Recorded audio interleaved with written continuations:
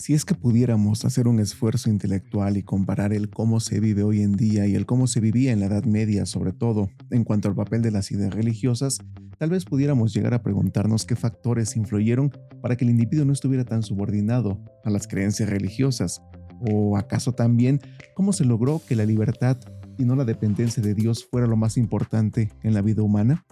Siempre resulta difícil distinguir cuál es el momento exacto en que los individuos pasaron de dejar de pensar como medievales y comenzaron a hacerlo como renacentistas. Sin embargo, podemos decir que fue un proceso lento que algunos identifican con la redacción de la Divina Comedia de Dante Alighieri a comienzos del siglo XIV y las pinturas de Giotto di Bondone que describen las pasiones, esperanzas humanas de forma que no encontramos en la Edad Media, en la cual el humano tenía como su centro pues su subordinación a Dios. En la Divina Comedia, Dante relata cómo desciende al infierno y a su paso va viendo los condenados mientras el poeta Virgilio les va contando las razones de su pena y de su castigo.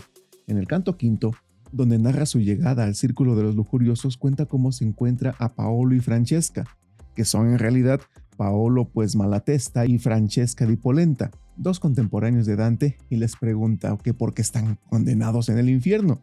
La respuesta de Francesca es que el amor los condujo a la muerte. Este episodio encierra una paradoja. Sí, aún en el infierno, y a pesar de estar condenados, continúan amándose.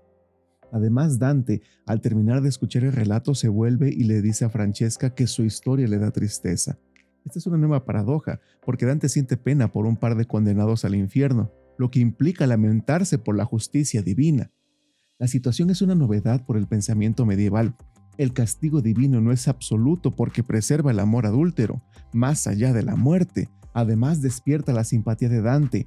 El episodio entonces sirve como ejemplo para mostrar cómo se produce un giro cultural.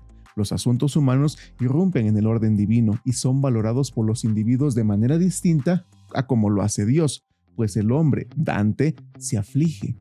Este gesto de un personaje literario muestra cómo el centro de las preocupaciones humanas deja de ser Dios y se vuelve hacia el ser humano y su naturaleza, sus debilidades y fortalezas, sus cualidades y sus posibilidades. El término renacimiento, de acuerdo a Bagnano, se aplica a un movimiento literario, artístico y filosófico que se extiende de fines del siglo XIV hasta finales del siglo XVI y que se difundió desde Italia a otros países de Europa.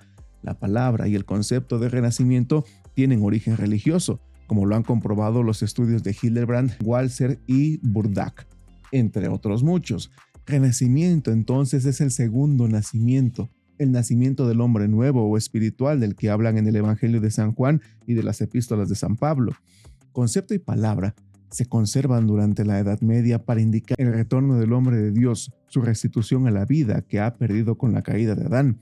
Sin embargo, a partir del siglo XV, la palabra se aplica en cambio para indicar una renovación moral, intelectual y política obtenida a través de la vuelta hacia los valores de la cultura en la que se considera que el hombre encontró su mejor realización, esto es, la cultura grecorromana. Entonces, es un giro que poco a poco se va haciendo más amplio. Se convierte, por ejemplo, en un interés por los estudios humanos, que son las llamadas humanidades, que no solo incluyen la retórica y la gramática, lo que fueron el trivium y el quadrivium, sino que implicaban el interés por la lectura de las obras originales en griego, latín, árabe y hebreo de los autores clásicos.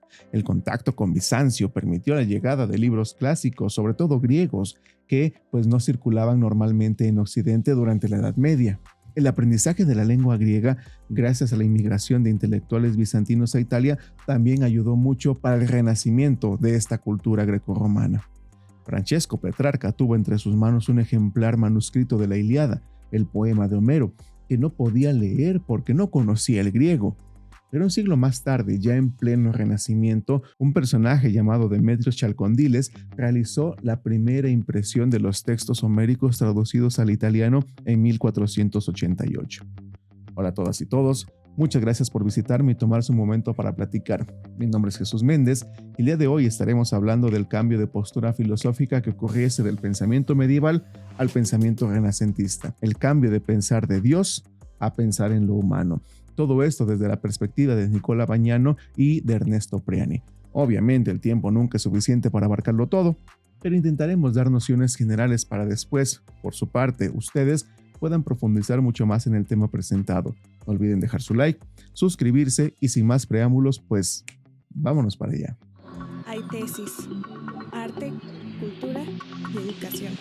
Las características fundamentales del Renacimiento pueden ser recapituladas del siguiente modo.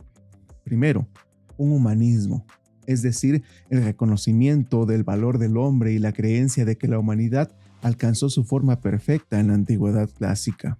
Después, tendríamos la renovación religiosa, realizado por medio de la tentativa de volver a una revelación originaria en la que se habrían inspirado los propios filósofos clásicos, tal como lo hace el platonismo con Nicolás de Cusa, Pico de la Mirandola o Ficino, o en todo caso también mediante la tentativa de regresar a las fuentes del cristianismo, descartando por completo la tradición medieval como lo hizo la Reforma Protestante. En tercer lugar, tenemos una renovación de las concepciones políticas efectuadas mediante el reconocimiento del origen humano o natural de la sociedad, pues sobre los estados. Ahí tenemos, por ejemplo, a Maquiavelo, o por medio de la tentativa de retornar a las formas históricas originarias o la naturaleza de las instituciones sociales. Después, tendríamos un naturalismo, que sería el resurgimiento del interés por la indagación directa de la naturaleza, que se manifiesta tanto en el aristotelismo, en las direcciones mágicas, como en la metafísica de la naturaleza. Tómese por ejemplo a Campanella y a Bruno, y en la primera afirmación, obviamente, de la ciencia moderna. Se debe de reconocer también que en todo este tránsito hay un mediador muy importante, la imprenta de tipos móviles inventada por Gutenberg en el año de 1450, de modo que la Ilíada, que comentábamos hace un momento, así como la Divina Comedia, no solo se tradujeron, sino que se imprimieron para muchísimas más personas. El acceso a textos clásicos, las traducciones a lenguas de uso común como el italiano, su distribución a escala mayor por la imprenta transformó completamente el panorama cultural del Renacimiento, impulsado principalmente también, por qué no decirlo, por los mecenazgos de príncipes y gobernantes italianos, y poco a poco, pues prácticamente en toda Europa. En la Edad Media, pintores, escultores, arquitectos formaban parte del gremio de los constructores. Eran considerados artesanos y no destacaban pues como figuras individuales. Durante el Renacimiento, en cambio, se fueron convirtiendo en artistas y produjeron gran cantidad de innovaciones técnicas, lo mismo para la construcción que para la representación, como la grúa que se utilizará para la construcción en la perspectiva de la pintura. Artistas como Miguel Ángel, Rafael, Brunelleschi, Leonardo da Vinci, Botticelli, entre otros, fueron considerados genios, término que hoy en día utilizamos de manera corriente, pero que entonces destacaba las grandezas del ingenio y temperamento interior, es decir, la sensibilidad y el gusto del artista. Con ello podemos observar que poco a poco hemos pasado de un gesto en el infierno de Dante Alighieri a los grandes genios del Renacimiento que son resultado del cambio en la idea del ser humano. Un humano que, a diferencia del medieval, fue adquiriendo rasgos individuales, no porque no los tuviera antes, sino porque en el medievo no era un objeto de interés o de importancia, y con ellos una más rica vida interior que es donde se fueron construyendo los elementos de la individualidad como forma de percibir y de representar el propio mundo. Sin lugar a dudas, el ser humano es la gran pregunta del Renacimiento, así como en su momento en el medievo era Dios la gran pregunta correspondiente a ese periodo. Entonces, ¿cómo explicar ese nuevo ser que emerge con características y posibilidades propias? ¿Cuál es su naturaleza? ¿Cuál es su esencia? ¿Qué es lo que lo determina y qué es lo que lo hace libre? El artista tomó conciencia de individuo con valor y personalidad propios, se vio atraído por el saber y comenzó a estudiar los modelos de la antigüedad clásica que, a la vez que investigaba nuevas técnicas, el claroscuro en pintura, por ejemplo, se desarrollan enormemente las formas de representar la perspectiva y el mundo natural con fidelidad. Interesan especialmente en la anatomía humana y las técnicas de construcción arquitectónica. El paradigma de esta nueva actitud es Leonardo da Vinci, personalidad eminentemente renacentista, quien dominó distintas ramas del saber.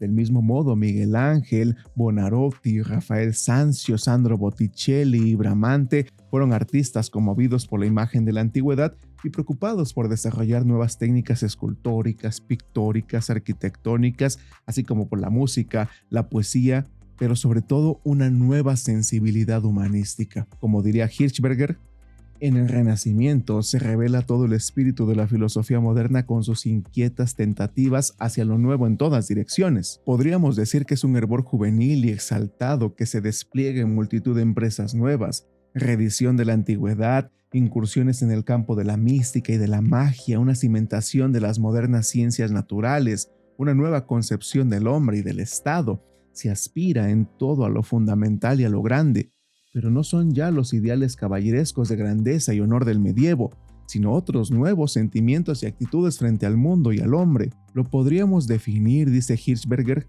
pues con unas palabras de Goethe. ¿Te afanas por el infinito? Ve tras el infinito en todas direcciones.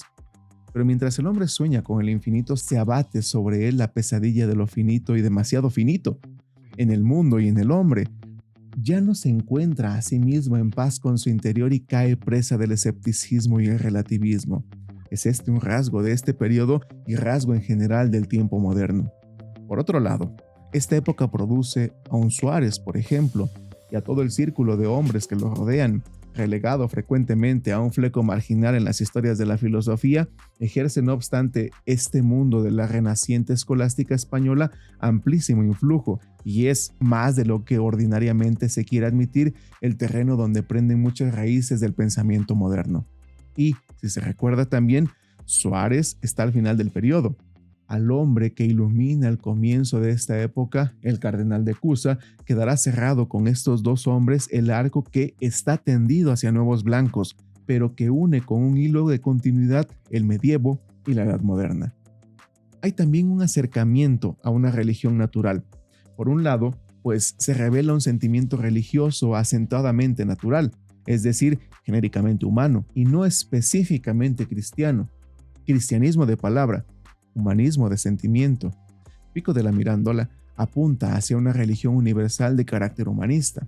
Lo griego, lo cristiano y lo judío han de llegar a una síntesis conciliadora, pero siempre el tipo griego es expresión de lo humano, de lo universalmente humano, y las formas en las que se moldea el todo las da el platonismo, que naturalmente es también aquí tanto y más neoplatonismo. En realidad, resbalaban estas corrientes hacia un nuevo paganismo, y se comprende que la iglesia se opusiera pues al desorbitado y generoso proyecto de Pico, que invitó a Roma a todos los sabios del mundo para discutir sus 900 tesis en torno a este problema. Y pues, sin lugar a dudas, una cimentación del hombre infinito.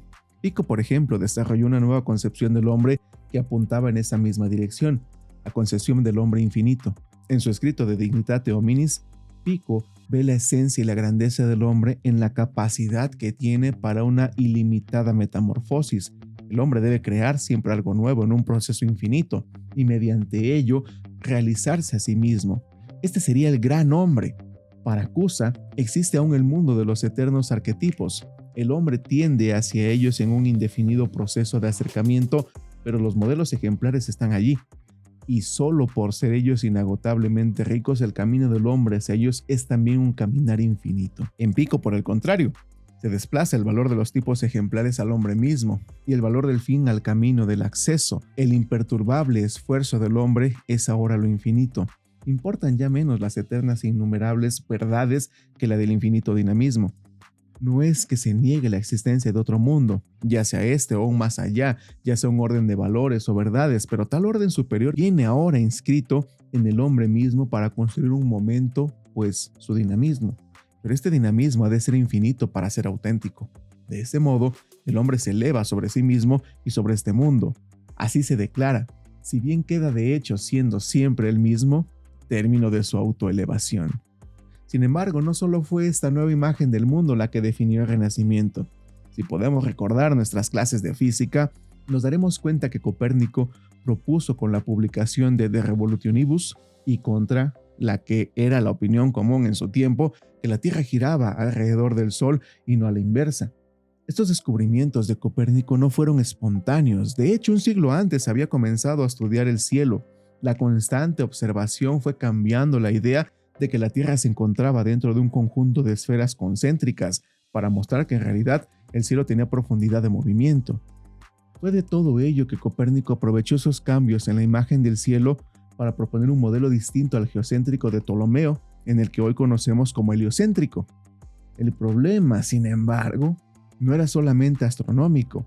Alrededor de las ideas de Ptolomeo y de Aristóteles sobre los cielos se había formado una consistente teoría sobre la creación y la acción divina y la naturaleza de Dios, que entrarían en crisis conforme se fuera aceptando la tesis de Copérnico y sus consecuencias en el plano de la filosofía, la metafísica, la filosofía de la naturaleza y obviamente la ciencia en general. Pues es por todo ello que la religión temía de las teorías copernicanas, porque no implicaban solamente un cambio de forma de comprender el orden celeste, sino que sus implicaciones iban mucho más allá, tal cual como veríamos después, por ejemplo, y como veremos después aquí en el canal con Giordano Bruno. Muchas gracias a todos por haberme acompañado hasta este momento de la plática. Espero y haya sido de su agrado. No olviden regalarnos un like, suscribirse y dar clic en la campanita para que les lleguen notificaciones de temas nuevos, así como cuando estemos transmitiendo en vivo. Mi nombre es Jesús Méndez, saludos y nos vemos en el próximo tema. Hasta pronto. Hay tesis, arte, cultura y educación.